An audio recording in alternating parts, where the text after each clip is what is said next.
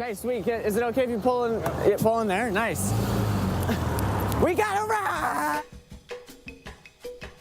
Hello and welcome to episode 5 of How to Learn Anything, the show in which I learn 2 unrelated skills from scratch and combine them in interesting and unconventional ways. During the show, we'll break down the process of learning cool stuff through information provided by industry experts, my failure, and hopefully, my eventual success.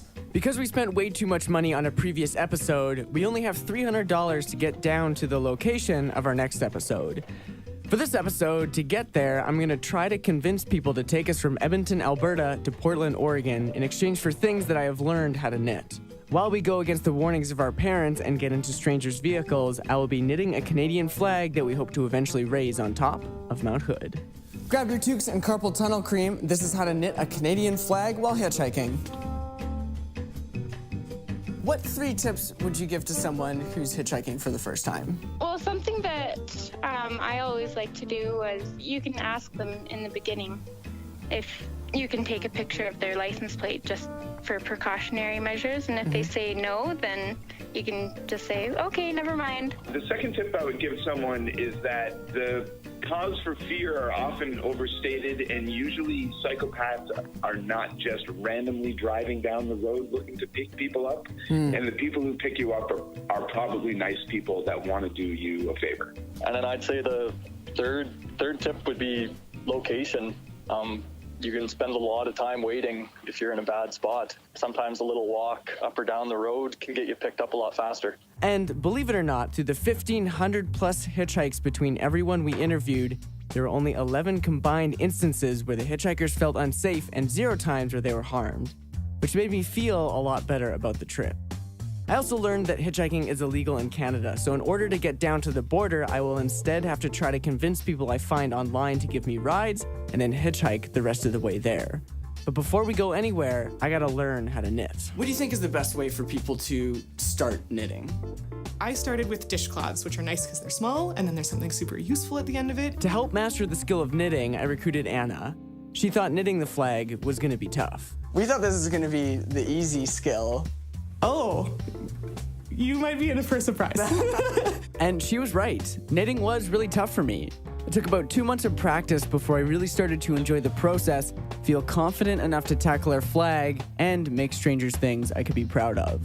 In that time, I made a wonky-looking dishcloth, a toque which took 2 attempts, another toque for my brother which also took 2 attempts and still ended up being way too big, and lastly, a mini Canadian flag to learn how to embroider the leaf. At which point, I didn't necessarily feel ready, but had to head out on the trip anyways to get down to Mount Hood in time for the climb. It's 2 days to us heading out to try to get down to Mount Hood, and right now what I'm doing is just trying to see if anyone's willing to take us closer to our destination in exchange for knitted trinkets. Here we go, ad number 1. Okay, we'll see what happens. So it's the morning after we posted the ad, and we've had 0 replies. Would you be cool with letting us tag along and me knitting you something cool along the way? Let me think about it. Basically, what are you? Okay, sounds good. We'll see you tomorrow, and I'll text you with more information soon. We weren't sure if he understood that I wanted to knit him something instead of paying for gas. We should have planned way earlier for this. But at that point, we were pretty desperate to get out of Edmonton, agreed to the ride, and headed out the next morning at 5 a.m. to meet DJ for our first ride of the trip. Knitting supplies. While we were on our way down, I started the flag and had to friggin' restart the thing twice. It's way too big. Restarting again. Good news is we got a ride confirmed to Kelowna on our way down here.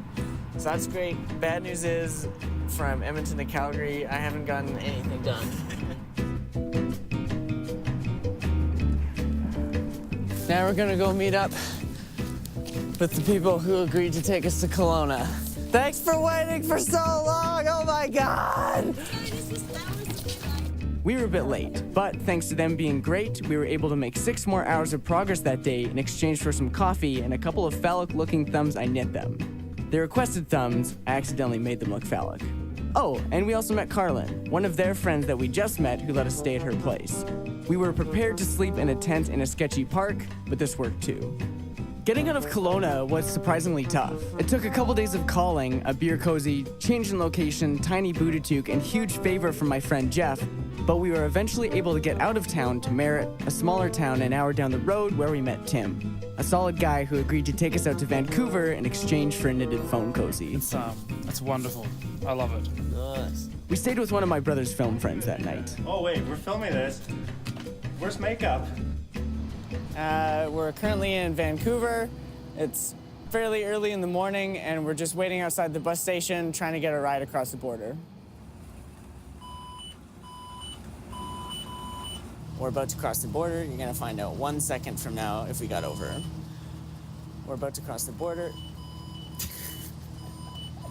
We are in Bellingham, Washington, right outside the I-5, trying to get down to Seattle, and this is our first attempt at hitchhiking.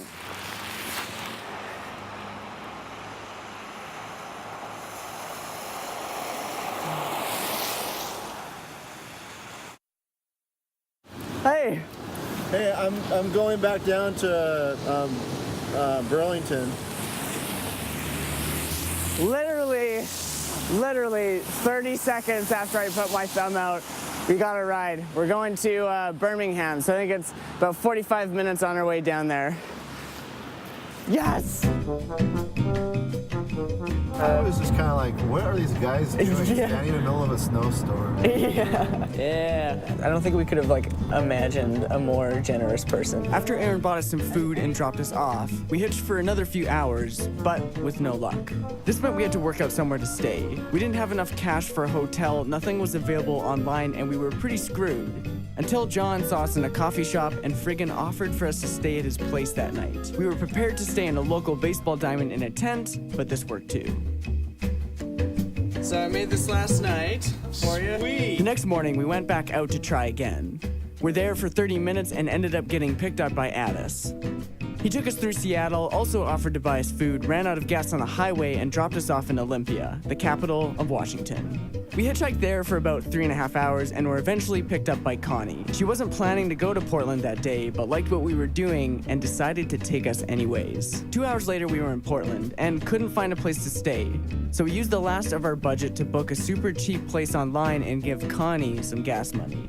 She didn't ask for it, we just felt like it was the right thing to do. Which meant at this point, we were depending on the kindness of strangers for food, getting to Mount Hood, and being able to finish the flag before the climb.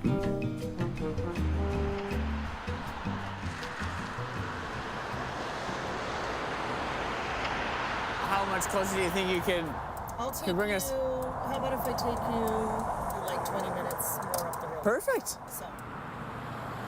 I wish I could have gotten you guys further up the mountain. No problem.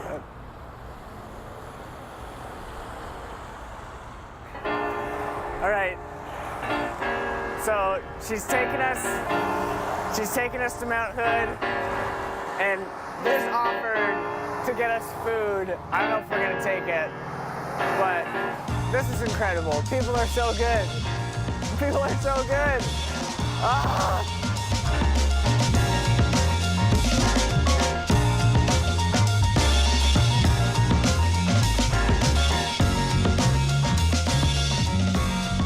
It's done. Oh man. I feel really emotional, legitimately emotional right now. And a dishcloth, 2 toques, a mini Canadian flag, 2 phallic-looking thumbs, a beer cozy, booty toque, phone cozy, glasses case, 1,898 kilometers, $300, 72 hours of knitting, and 9 rides later, we made it. As far as takeaways go for this episode, the first one is that knitting is a great way to unwind at the end of the day. The second one is that if you're hitchhiking, stand next to a stoplight where people can easily turn off if they see you. And the last one is, when given the opportunity, people are so friggin' good.